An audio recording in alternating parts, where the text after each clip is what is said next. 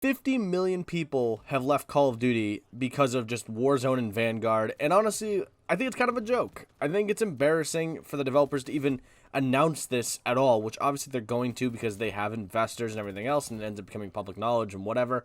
But it's just at this point to me, the way I look at it is nobody cares about Vanguard. I saw Scumpy talk about this on TikTok a few minutes ago. That's what kind of made me want to just come on this platform and just seem to just talk about it because, as you all know me, I'm willing to just bitch and yell about Call of Duty and just make fun of it because I think it's funny, that they seem to really think that Vanguard is on the same kind of, path as Warzone or on the same kind of level as Warzone when nobody cares about Vanguard. Nobody gives a rat's ass about anything involving Vanguard.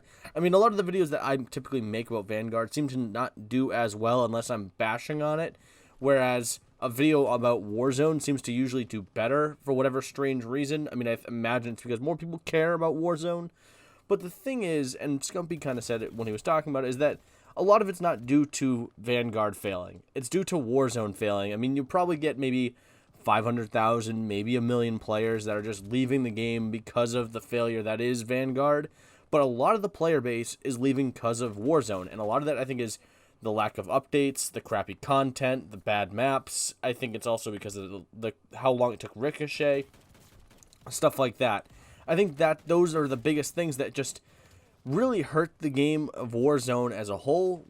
And I think one thing I want to point out and that I do disagree with is the lack of ranked systems. I don't think that matters. I think a lot of players don't really give a shit about those kind of things. I don't think it matters as much as people think it does.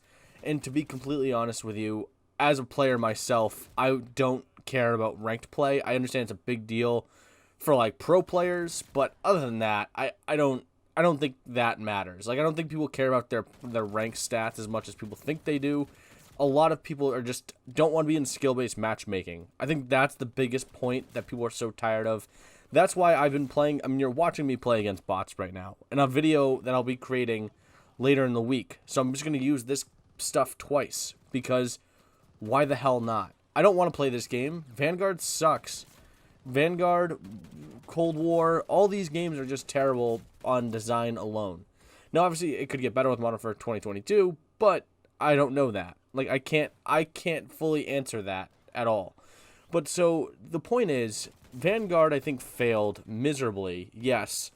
But I don't think that was the crux of what killed off, or not the crux. I don't think that was the big thing that killed off the player base. I think what killed off the player base, obviously for Warzone, was just, again, the lack of updates, bad content, bad maps. They didn't do anything with the Ricochet when it was a huge problem.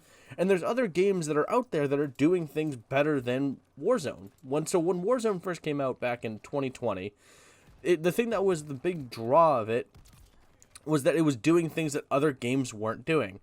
And Fortnite had this similar problem where they weren't doing the things that other games were doing, so Fortnite fell behind. And then Fortnite ended up just being stupid and no one wanted to play it and ended up just having crappy events.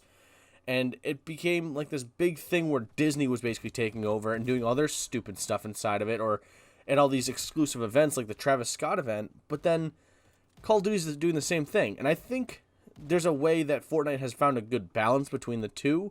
And I think also the inclusion of their no build mode and kind of accommodating that group of people has helped. But they were willing to listen to that and go, maybe people do want this kind of stuff in our game. And they did that. And I think it helped a lot. I really think that's helped a lot.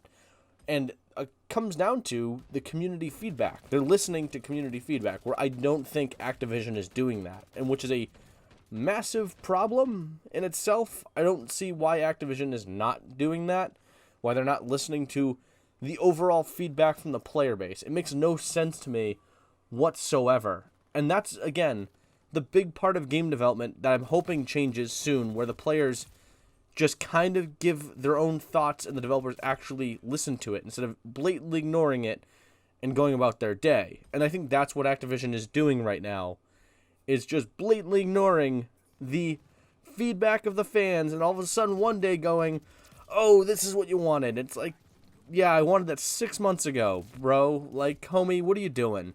That's how I feel with these developers. And that's the biggest point. So, again, Vanguard, I don't think is the major problem. I think it obviously probably contributed in some way, but not a huge way where it mattered.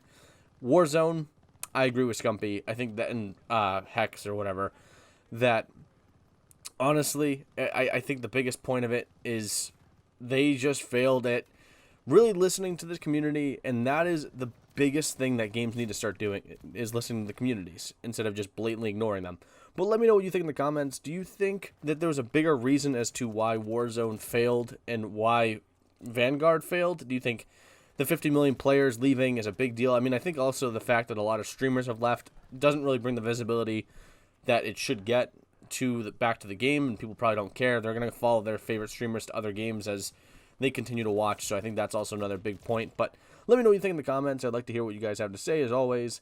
And, well, bye.